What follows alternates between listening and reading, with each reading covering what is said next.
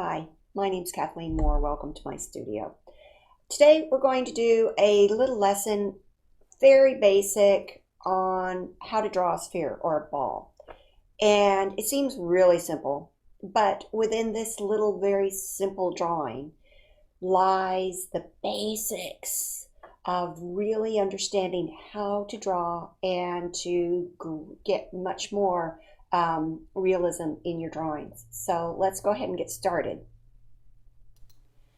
So up here we've got my um, the reference photo for a sphere, and it's a white ball on a white table, and it's casting a nice, long, interesting shadow. So in order to get really started with any kind of a drawing, first you have to kind of gather all of your materials together. Here I've got a piece of drawing paper, and underneath I've got it taped down, but underneath it I've got a few layers of paper just to kind of give it a little padding. So if you're drawing in a sketchbook, it's already got that padding. And if you're drawing on a table that's a hard surface, you probably should get a couple of 2-3 sheets under the paper that you're going to be drawing on. It just gives it a nice giving surface to receive your graphite or whatever you're using to draw with. So I've taped it down onto this board. I kind of like having a nice clean edge, so I've taped it down, but you don't have to, that's okay. The next thing that you need is, I said I used drawing paper on this. You certainly can draw and sketch on regular old printer paper. So that's good stuff to practice on. So don't worry about your paper too much. Just keep practicing, right? So I'm going to do most of the drawing with a boring old number 2 pencil from Office Depot. It's just your basic school pencil. And that's what usually we have a lot of around. In fact, what I have a lot of around, because I like them so much, are these little twisty mechanical pencils. And I do a lot of sketching in my sketchbook with these. But when I really get into doing some more shading, I like a pencil that has the wooden handle. So you can do the whole drawing in a number 2, but if you'd like to push the darks a little bit darker, you might go for some drawing pencils. And I've got here a 4B. So this one is a 2B. And then I've got a 4B, and I grabbed a 6B just for fun. And the B means soft as opposed to hard lead. This is a softer lead. The graphite is softer, and it comes off the pencil more easily onto the paper. A hard lead is designated by H for hard, and it will allow less graphite to come off of the pencil onto the paper, but it's also really hard, and you're likely to score the paper, which is not necessarily a good idea. So keep with the softs from your basic 2B up to 4B and 6B or 8B, 9B, something like that if you really want to get some darks in. The next very important thing to have are some good erasers. Now, I do most of my erasing with this thing called a Kneaded eraser. And when you have this right from the art store, it's wrapped up in a nice little package. It's a perfect little rectangular thing, and it's all gray and stuff, and it's got plastic wrapping over it. First thing you need to do is remove that wrapping and start pulling and folding your kneaded eraser. That's why it's called kneaded eraser, because you're kind of kneading it.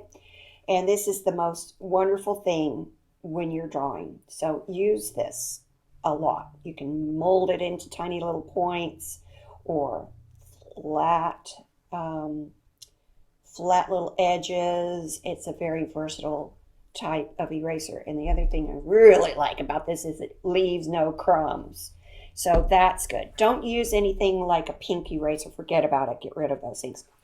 And I also have this vinyl eraser. Um, I've chopped it up. I've chopped this up and given it to pieces of it to students.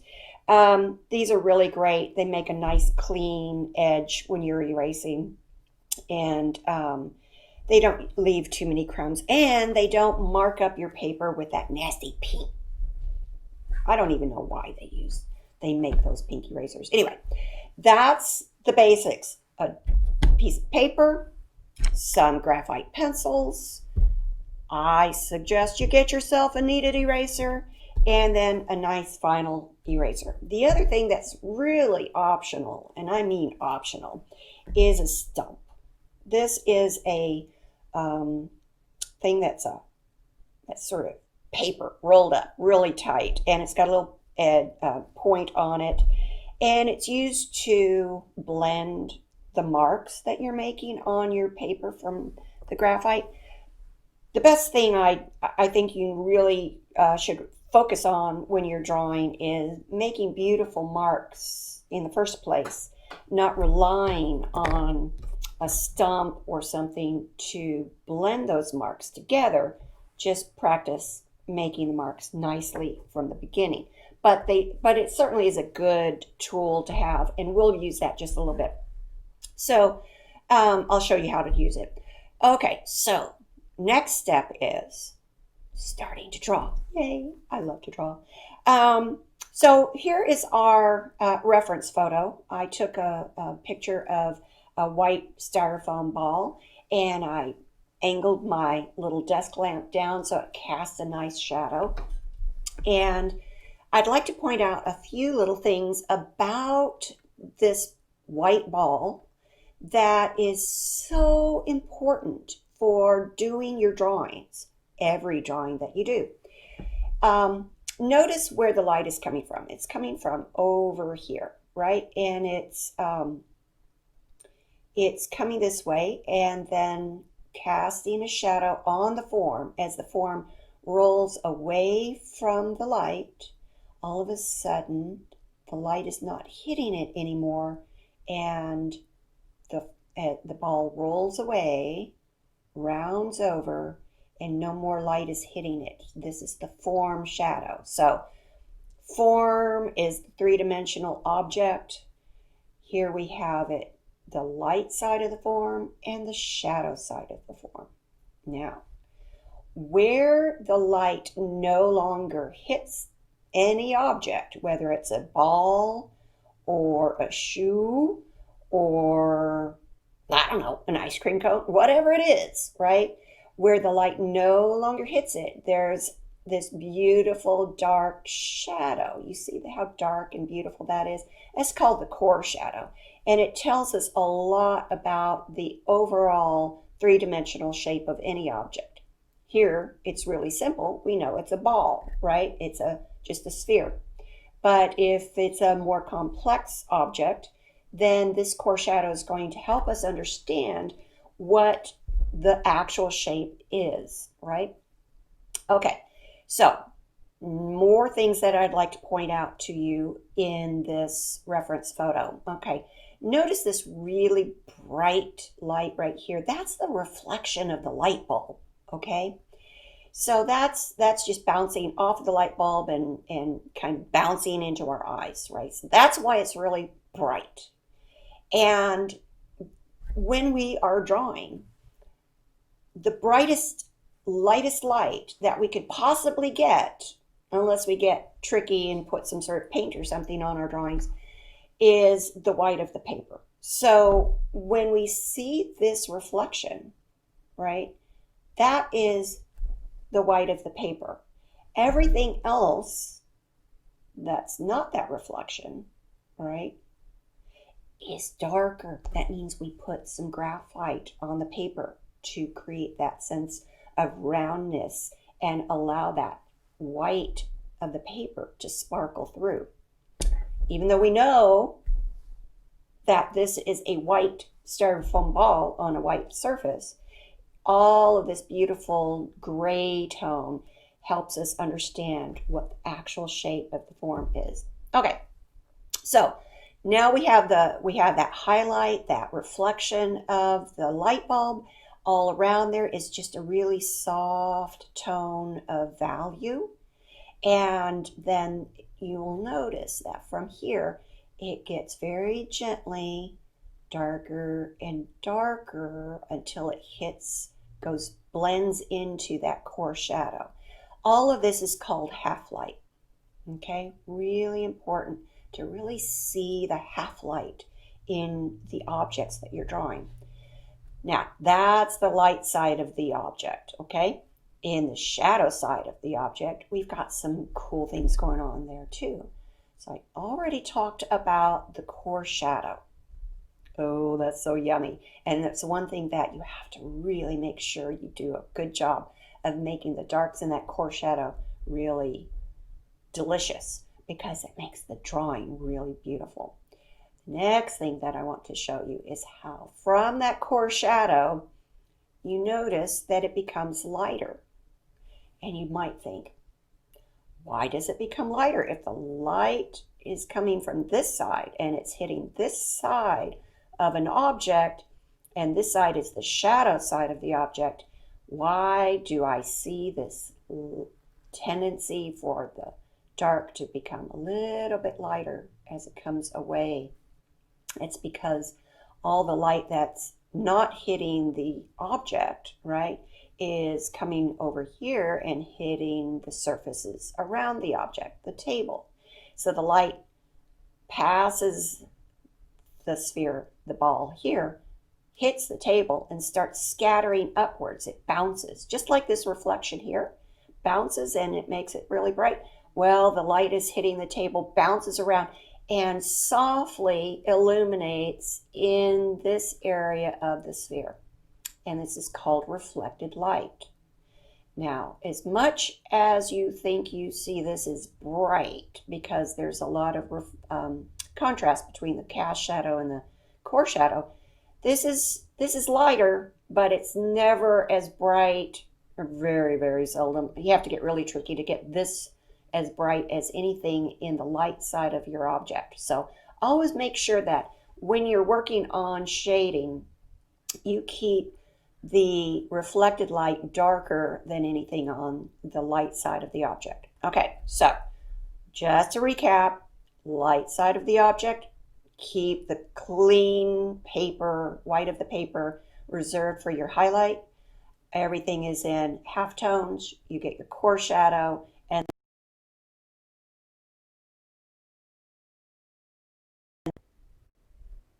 okay, so that you've got your reflected light there. So let's look at that beautiful cast shadow. All right, so you notice that there are kind of two rings of darkness here. This darkest dark is called the umbra.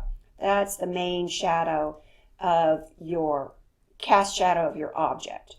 The lighter edge is called the penumbra, and that is because there's a little bit of light that's kind of flowing around the object from over here, and there's a little bit softening of the edge on this side.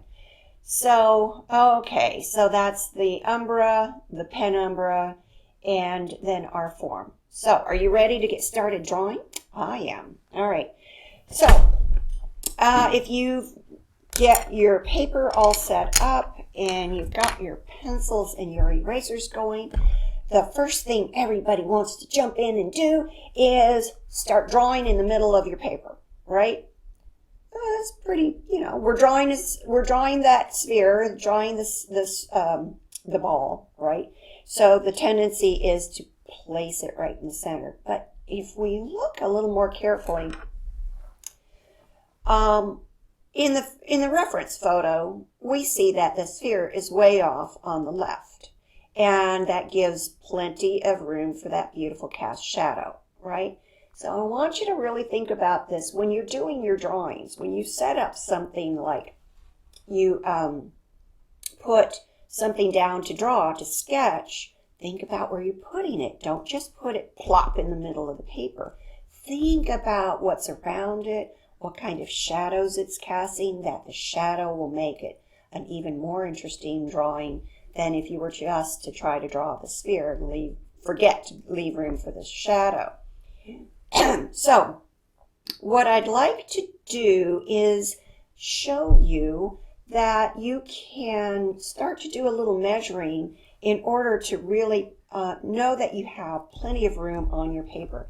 So if you take your pencil, if I were to take my pencil here, you can see that pretty well, and measure the width of the sphere, right?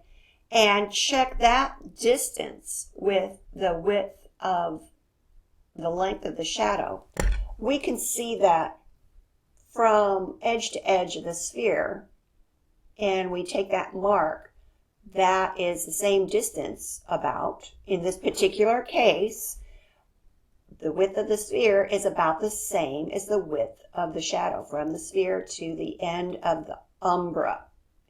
The penumbra extended beyond. Let me show you again, because you probably missed where I placed my thumb. So the point of the pencil is on the left edge of the sphere, and I scooch my thumbnail to the right side of the sphere, and then I move my pencil, it's hard to see the point, to the edge of the sphere, and where my thumbnail is, look at that.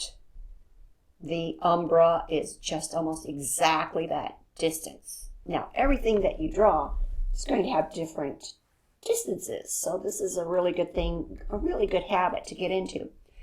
I happen to be using a photo here to show you how to measure things, but you certainly can take your pencil and hold it up in front of you and kind of squint and look at your pencil and the object at the same time, and scooch your thumbnail up and down and do the exact same thing that I'm doing on the photo, but with your object in front of you. So I can scooch it up. I'm looking at the photo on my computer monitor, and I can measure and measure, and boy, now I know that the umbra is as long as the sphere is wide. Wow, that's such good information. It's incredible.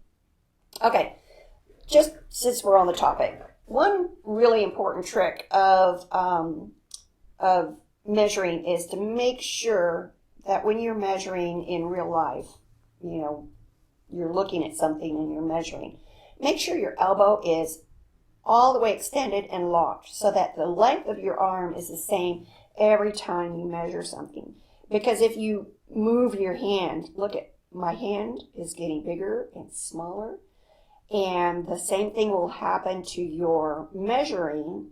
It won't be accurate unless you lock your elbow, and that way the measurement's always the same. Okay, off to another topic. All right, so we've already done that. We know that the width of the sphere is the same in this case as the length of the umbra from the sphere to the edge. And we notice that the penumbra is a little bit beyond the umbra, right? Okay.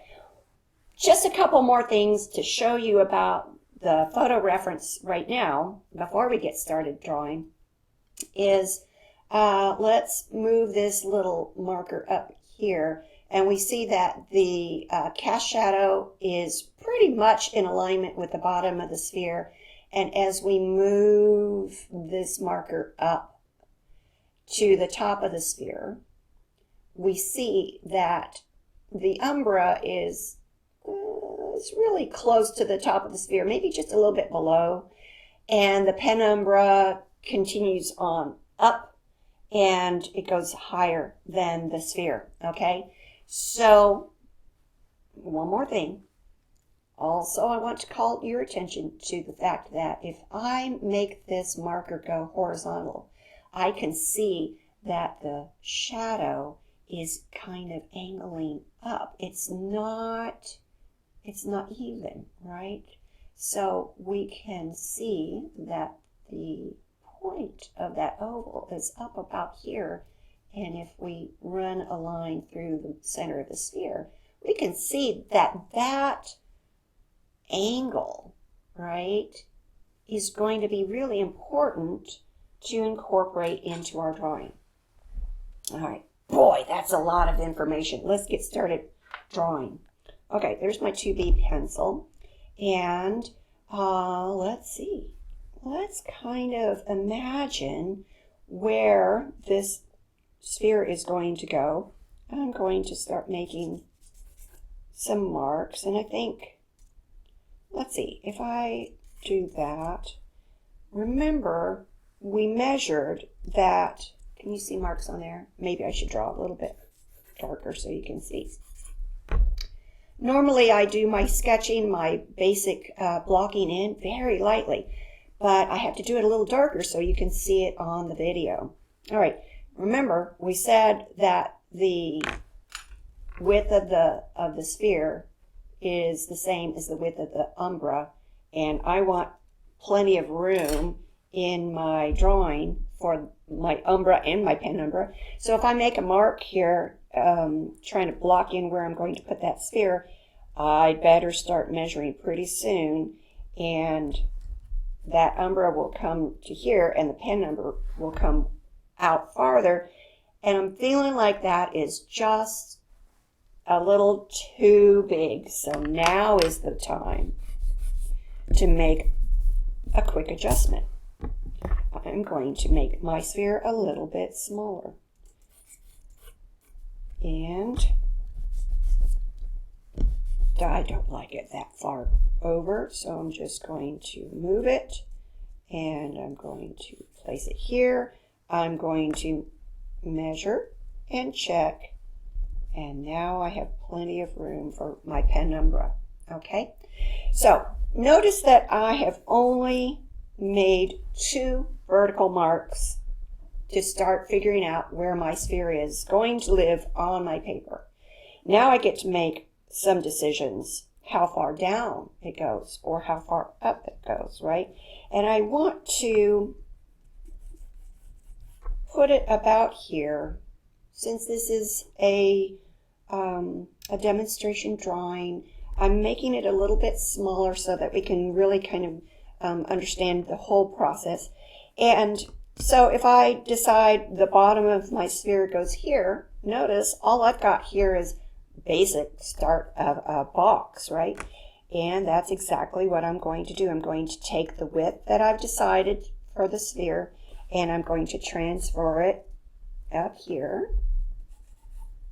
And because the sphere is round, it will fit in a nice square, right? So we've got the top and the sides, and we can start making angles to block in our sphere, right? And I am not drawing any kind of hard line. I'm working on this with very sketchy light marks. And I'm taking the tangents, right, of all of those angles, and I'm building up my circle with tangents. I don't want them, tangents are little straight lines, and in this way you can create a much more pleasing curve and get it more accurate more quickly than trying to hold your pencil down and draw a circle. Nobody can draw a circle. Well, some people can draw pretty close to a circle pretty quick because they've practiced it so much. But when you're doing your drawing, build up the circle, build up any kind of curve with a bunch of small straight lines, and notice how as I do that, they begin to create a nice circle. And you can sit back and take a look and see if there's anything that you need to adjust. And at this point, now that you've got it down pretty well, you can remove some of these sketchy marks so that you don't get too confused too soon. Okay, you don't want to get confused at all. Okay, remove some of those marks and you've got a pretty good circle started. We'll refine, right? We'll keep refining. It's all about keeping yourself relaxed and refining your work and having patience and keep going.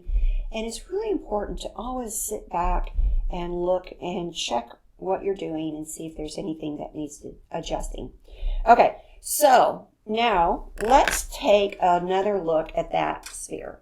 Okay, and let's see where that nice core shadow is. There's the side, the light side of the sphere. Let's look at that in comparison to the dark side of the sphere.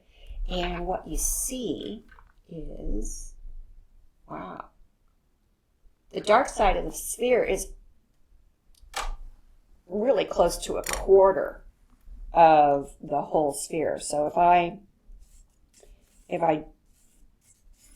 made a mark here in the center, that's, hey, I'm pretty good. That's a center line, right? That's the center of the circle, right? And if I divided it in quarters again, I can measure that, divide that in half again, make it into quarters, right? So now I have it divided. Let me just go back to our reference again. Let's look at this, okay? So if I have the light side compared to the dark side, you can see that that core shadow is really about 1/4 of the way. So I'm going to mark it out, and I'm also noticing that that core shadow is curving, okay? And if I put a line right down the center, we can see that curve, how this is curving into the center line. And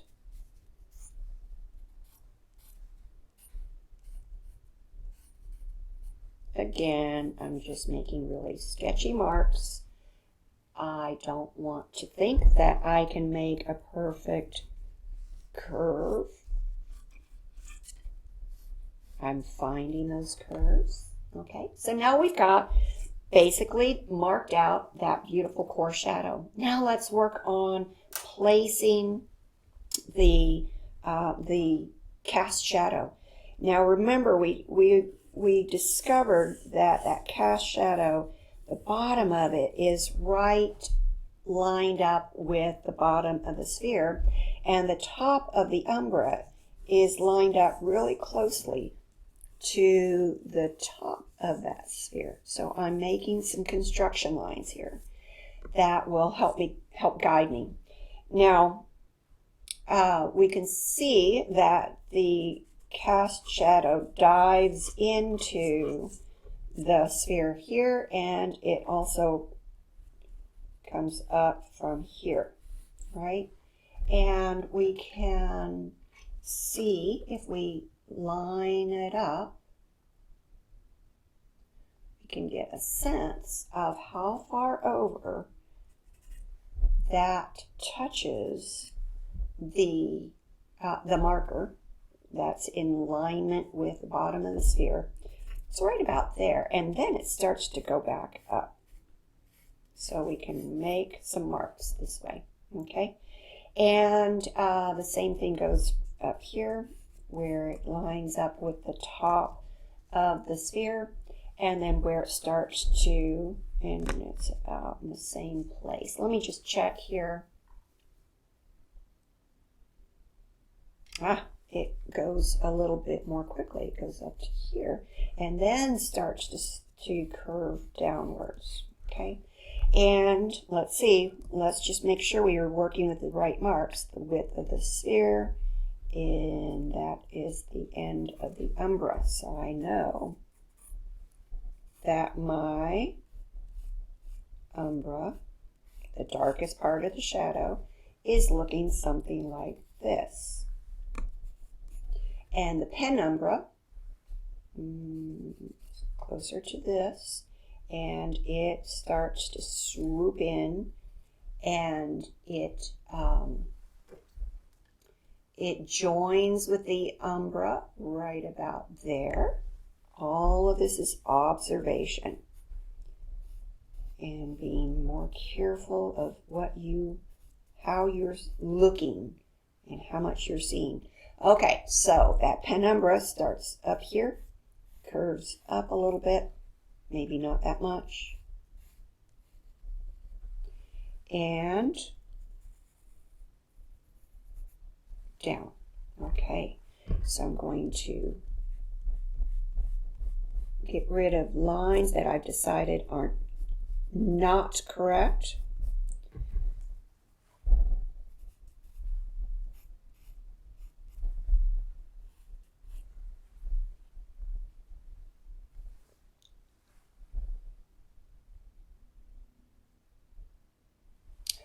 Just checking to make sure it's still recording.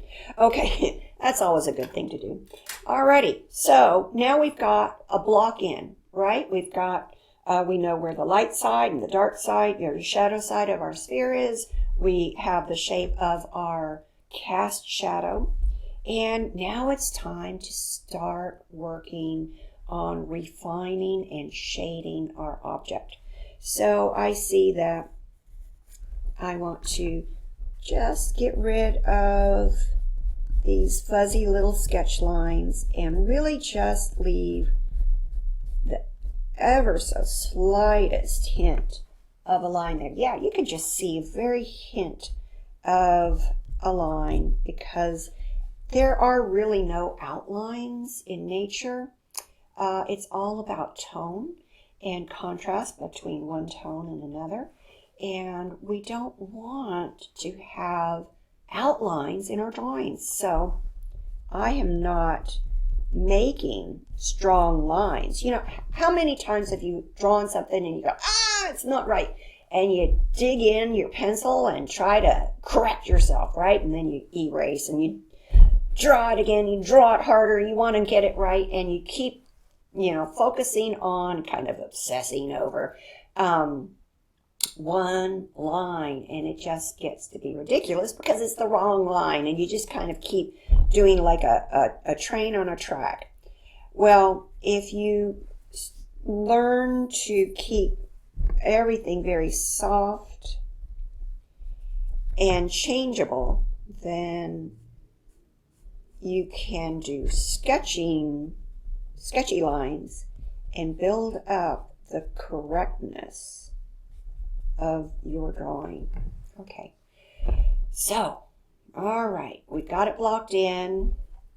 I know where everything is. I'm going to get rid of my construction lines over here.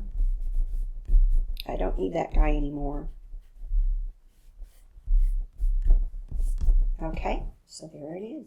Next thing that's really important to do is remind yourself very lightly where that highlight is. Any kind of highlights. If you can keep the light of the paper, you cannot see that. I'm going to do it. Okay, I always mark out where that highlight is very lightly, just to remind myself. I'm going to have to push it a little bit darker so that you can see it in the video. And I'll come back and remove that later. But I'm going to reserve the white of the paper right there, okay? And because if you put graphite over it, or charcoal, whatever you're using, you put it on the paper and you try to erase it out, it'll never be as bright as if you can reserve it from the beginning. All right, so now that I know where my highlight is and I've reserved the white of the paper, I'm going to get started shading. And I'm going to focus first on where that beautiful, beautiful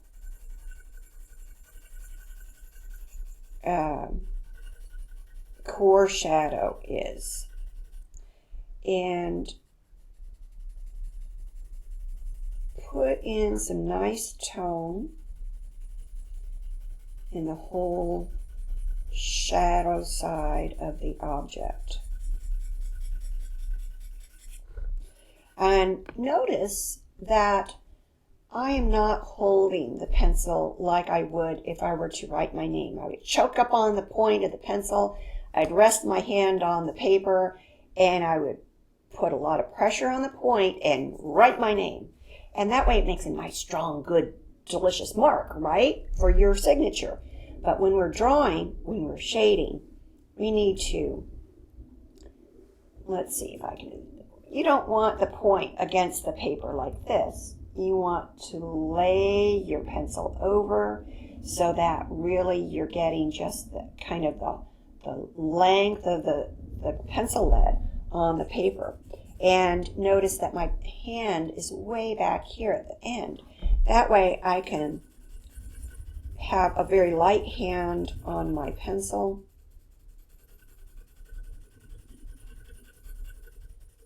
And I'm building up the marks of the darkness. I lay in layers of dark.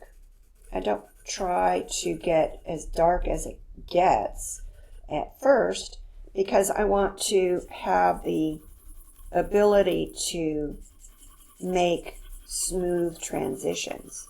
I'm also going in various directions.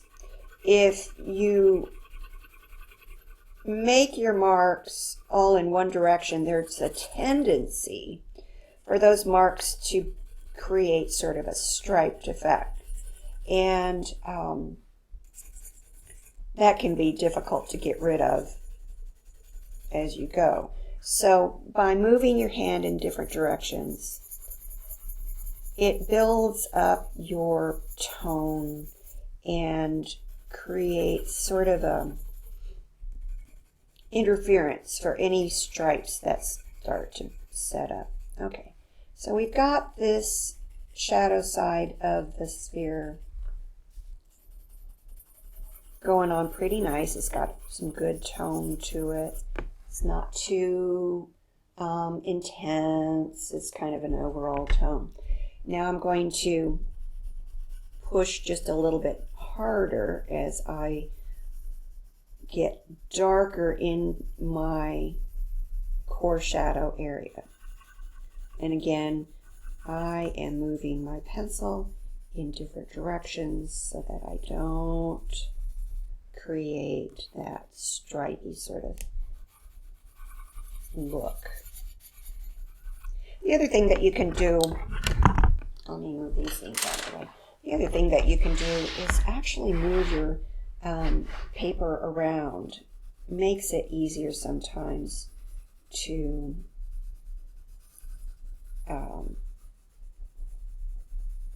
get smooth transitions.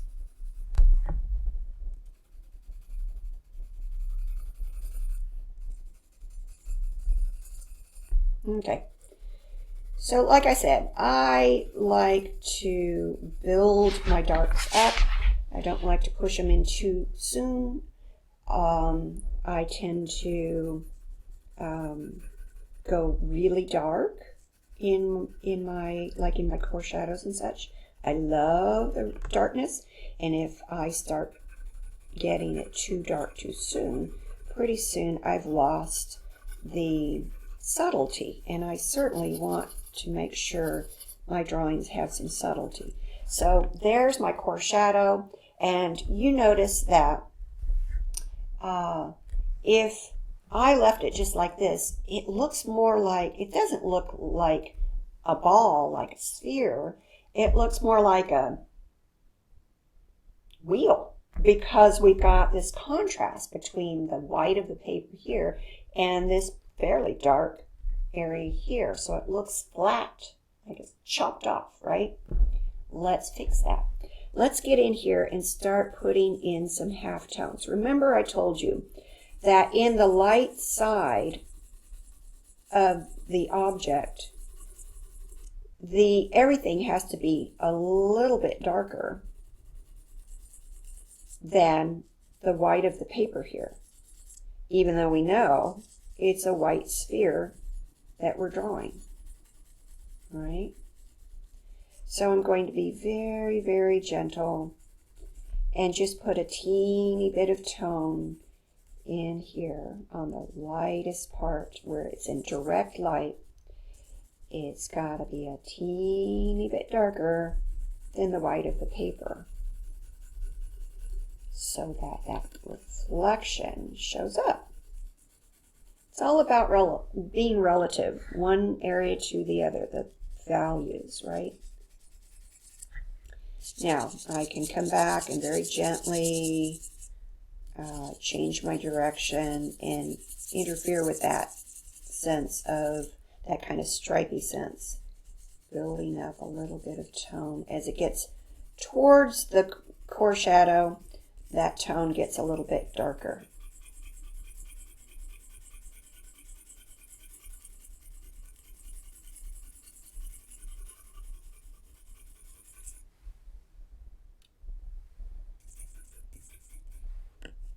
Okay, so you can see I've created a little bit of tone all around this white sphere and leaving the white of the paper right here.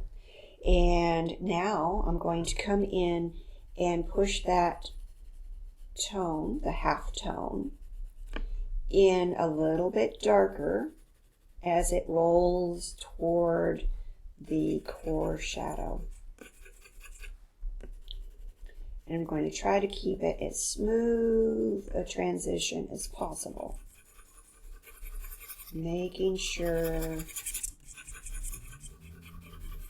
that we've got a pretty transition.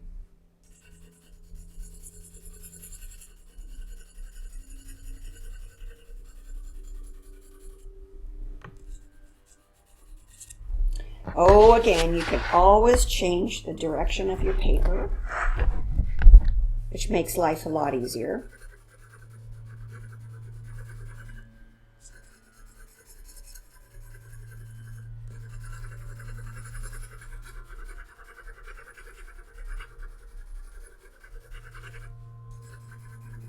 Do you see how it's starting to become round looking?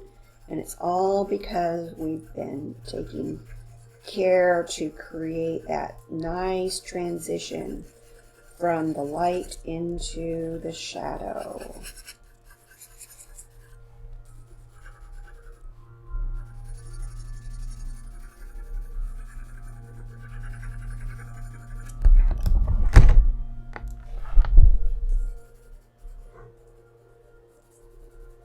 And, you know, leaning back and checking your work, you can see where things are a little bit too stark of a contrast, and you can manipulate your shading so that it's smoother, and you can check the shapes.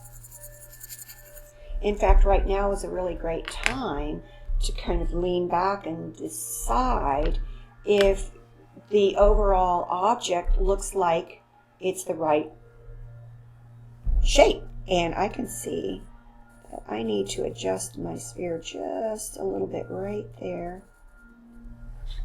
Okay, and I want to get back in here and really push the dark of my core shadow even darker.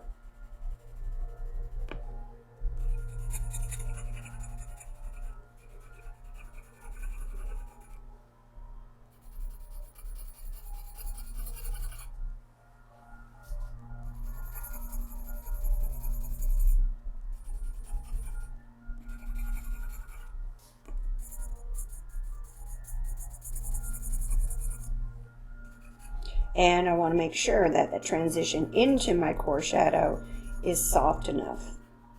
A little more darks right in through here. Okay, so you see that I'm getting that transition between core shadow and the light side of the object in through here, and I'm reserving this area that's still pretty dark but lighter than the core shadow, right?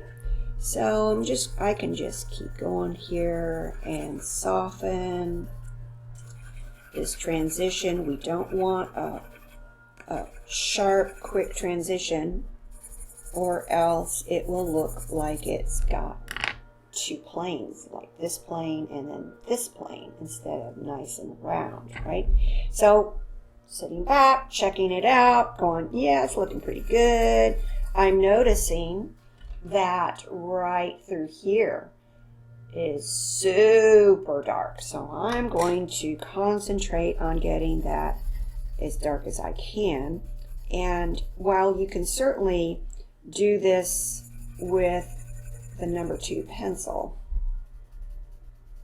in fact, I'm going to go ahead and do the whole thing with the number 2 pencil, and then right at the end I'm going to push a little bit darker with a softer pencil, and you can see why you might want to pick up some drawing pencils.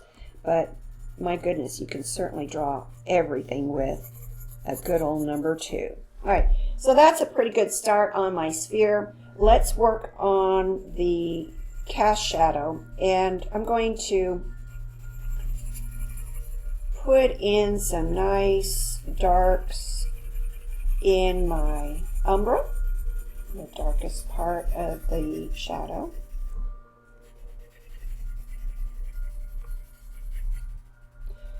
Always keeping my pencil almost flat against the paper, using the side of the pencil, the graphite.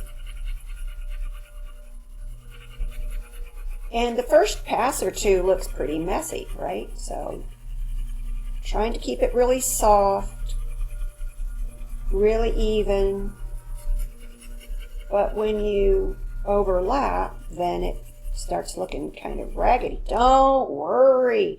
Keep working at it and smooth it out, and then go the other way. And it will start to all blend together.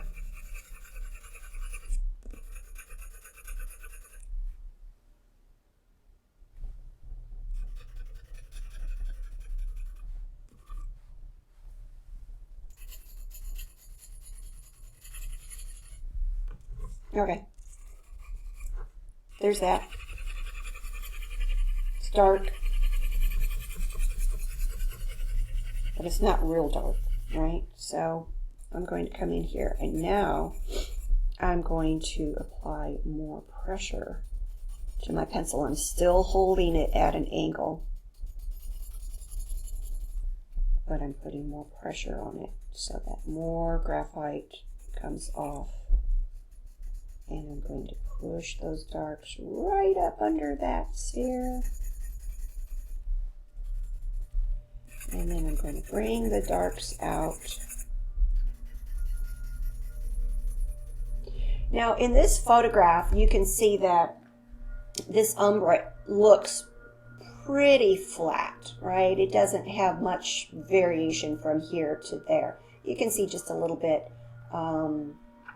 Not really. It's pretty flat. So one thing that you see other times is that the cast shadow will be darker closer to the object and become a little bit lighter and lighter as it goes out. You don't really see that in this photo. But it's certainly something to know about and to look for when you're looking at other objects. So just keep going and darken that whole umbra.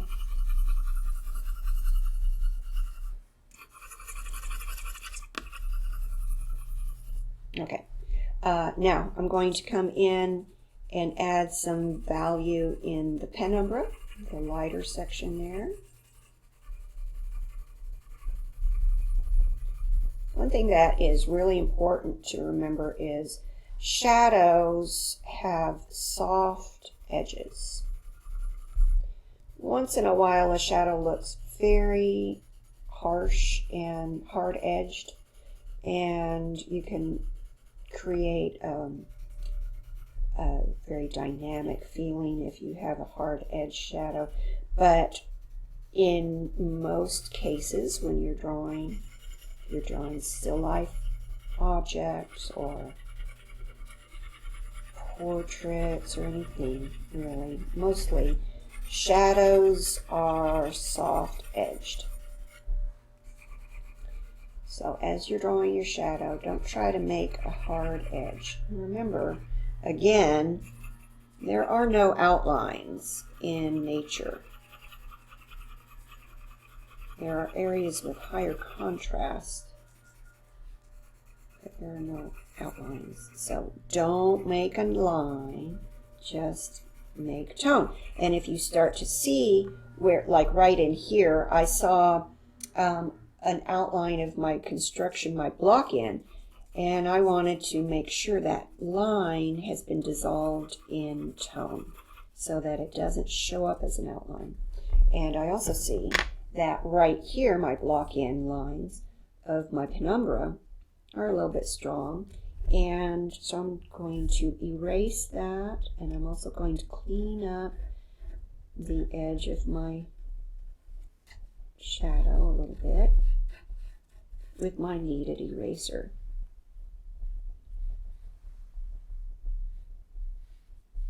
Clean that up.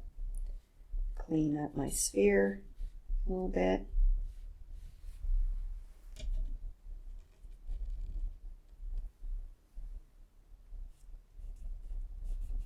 Okay, so that is a nice start to my sphere.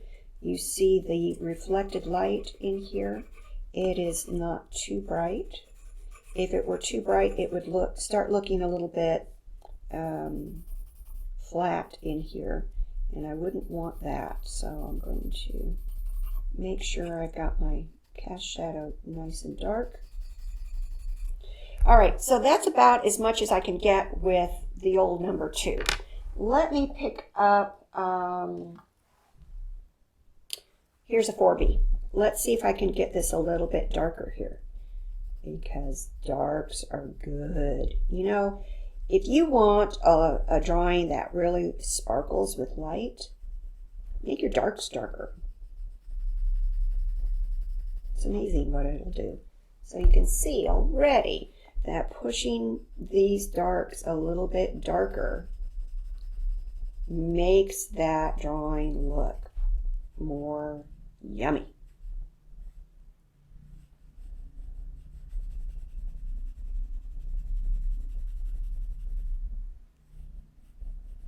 See that? Look how that shadow, look how the sphere looks suddenly round on, like it's up above the table where the cast shadow is. And it's because I got this shadow darker under it. So I'm going to continue on pushing that shadow darker and darker, as dark as I can. Move my paper around a little bit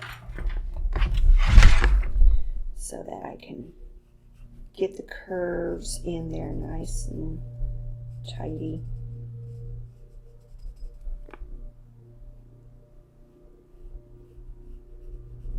And you also notice that as the cast shadow gets darker, the reflected light gets lighter. It looks lighter. No, it isn't really lighter. It is how I left it, but the contrast between the dark of the cast shadow makes the light look brighter. That's a secret trick. That's why my students pay me the big bucks.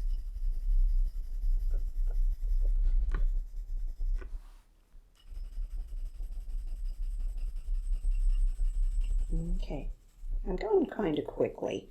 I don't think I'd go, I think I'd take this a little bit slower if it wasn't a demonstration drawing.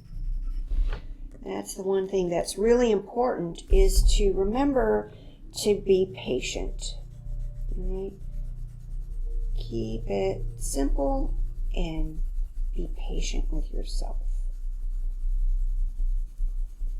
If you find that you're often frustrated with your drawings, it's a good idea to slow down and give yourself more time to finish your drawings. so that you feel like you are able to give yourself enough time to really observe and feel the qualities of not only what you're looking at, but your drawing as well. Really kind of feel it out. Okay, so now I'm going to lean back and I'm going to look at my drawing, and if there's anything that I can do to make adjustments, now's a good time. And I can see that my sphere is a little bit looking flat. Excuse my head in the camera there. Sorry, I need to get that angle there. So now I've erased out a little bit and it's a little too bright, so I'm going to tone it down so that it feels like it's rolling into the shadow. Okay, so I've made an adjustment there. Now I'm going to use my dark and I'm going to strengthen that beautiful dark of the core shadow. I want to get it in there nice and dark. It's going to look even rounder.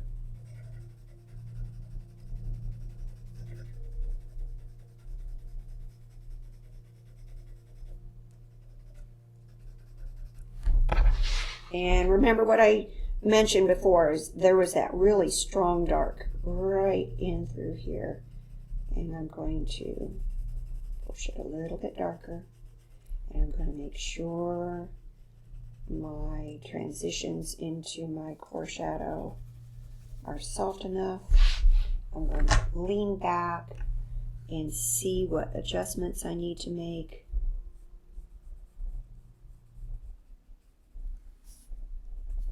And then I can clean up my drawing.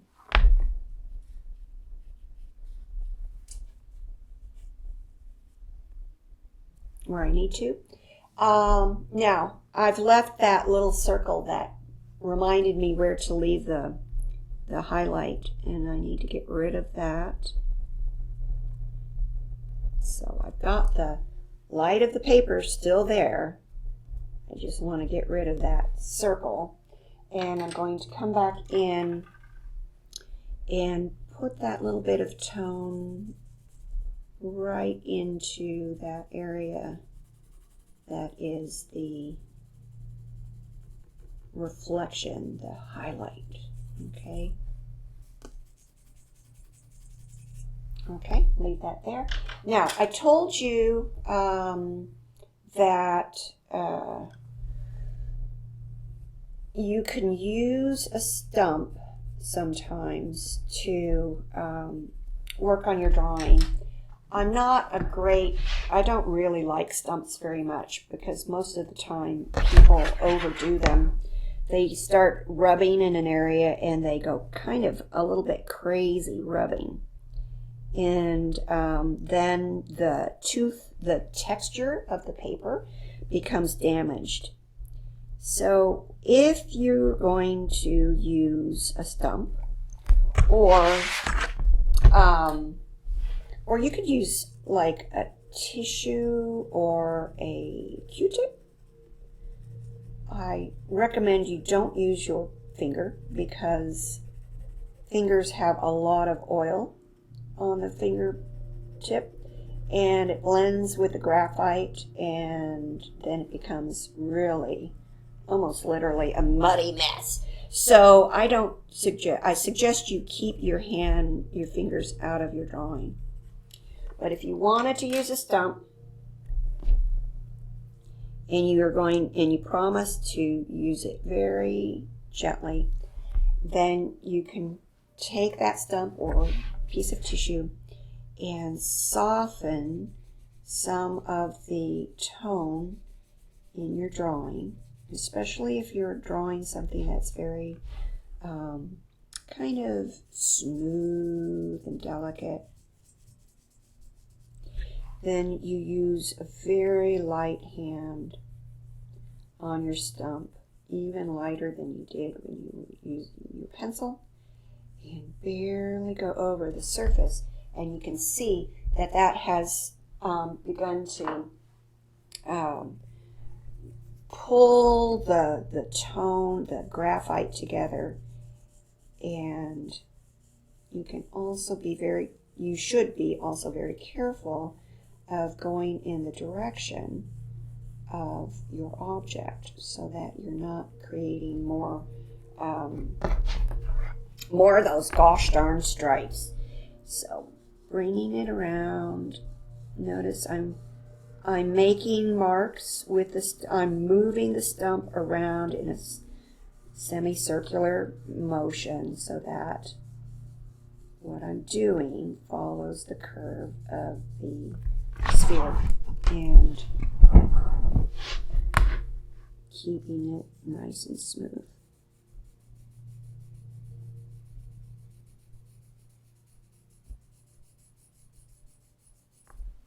I'm also wiping the end of the stump off just a little bit so I don't build up so much graphite on the stump that it is making marks on its own. It's just blending the graphite that's already there.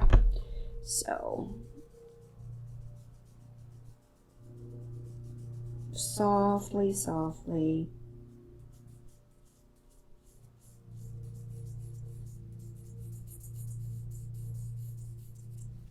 Okie dokie.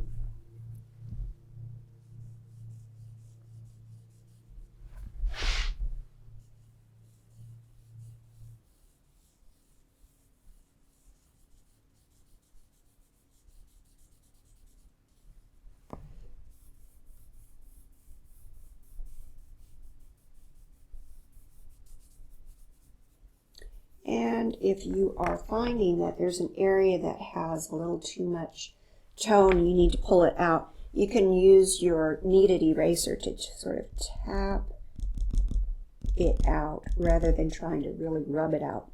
Okay, so tapping out some of that tone, sitting back, trying to make any kind of adjustments, clean up edges.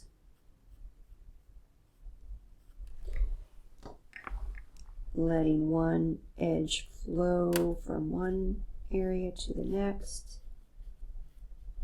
Okay, so that gives you a really good sense of how to start a drawing. So using sketchy marks, don't get crazy and try to make something look exactly right from the get-go. Build up the correctness of what you're drawing with small, soft, little delicate marks. And as those marks, as you make marks, they will build up and find the correct shape. And so you can make a much more accurate drawing with small sketchy marks. Use your pencil and do some measuring. Use your pencil and find angles, like we did, seeing that the shadow isn't just straight across, it goes up just a little bit. I'm going to go ahead and soften this reflected light. It's too bright. It's just too bright. So I'm going to use some of that tone, bring some of that tone into that area and make it a little bit darker so that it feels better. And once I did that, see, I took some of the tone from that core shadow area and moved it around with that stump. Now I need to build up that darkness again. All right. Well, I could spend another, while on this drawing, but I'm not. That gives you a good start for your sphere. If you'd like to use my reference photo for practice, I will link it in the description below. And if you find this helpful, I would love it if you go ahead and hit the like button and subscribe to my channel. And if you'd like more information on my classes, please go to my website, kathleenmoore.com, and under classes you'll see what I've got listed. I'm doing a lot of online classes now, so you might want to join one of my classes. So anyway, I hope to see you again in the future. Thanks a lot. KathleenMoore.com. I'll see you soon. Bye. Thanks again.